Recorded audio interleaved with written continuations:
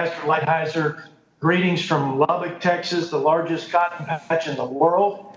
And it's great to see you. And what a exciting and happy topic to discuss with respect to trade. Let me say, I can't think in recent history, if not in our total history in this country, that we've ever seen more far-reaching and more substantive reforms for the good of this country with respect to trade policy than we've seen in the last 3 years or so from this administration. Let me commend you for your leadership and your dogged commitment, your laser-like focus to get these things done. I mean, politicians have been talking about doing this for years, decades, with respect to USMCA or NAFTA, formerly known as.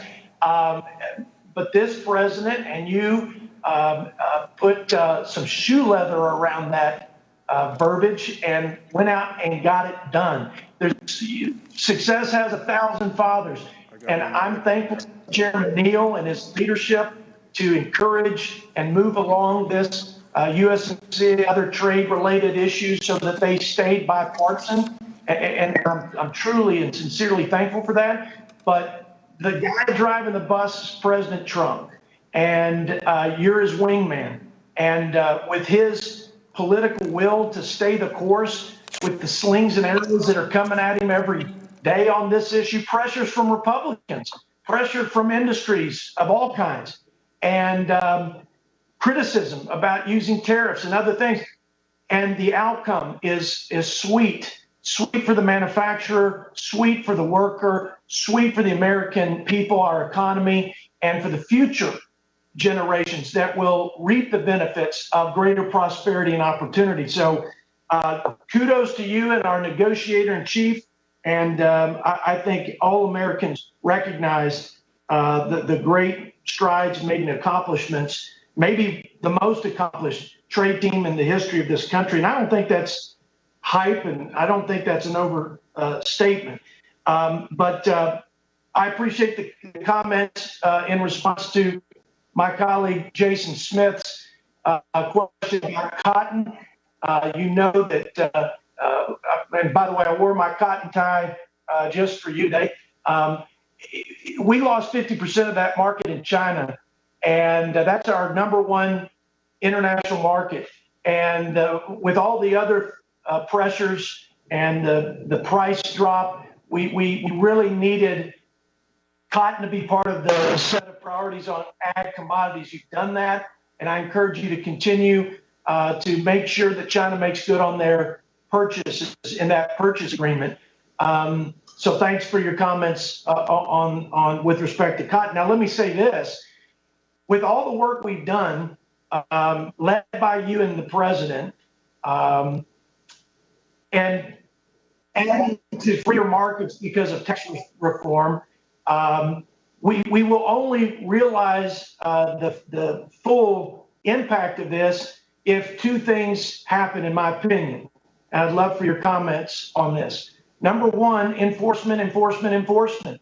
The chairman started this with a discussion of the importance on enforcement regarding labor provisions. All the above provisions. This is nothing but a piece of paper. All these trade deals are nothing but a piece of paper if they're not enforced.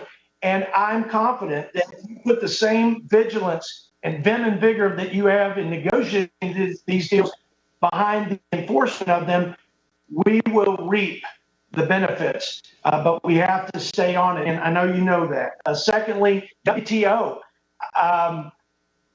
We can make these structural changes with China, and it's a huge feat to have done that. There's more to go there, as you know. And we need an international mechanism like the WTO, but if it doesn't function fairly for not just America, but for all participants, then what good is it? So I would ask you, number one, how do we help you? What is the best way, not just Republicans, the Ways and Means team?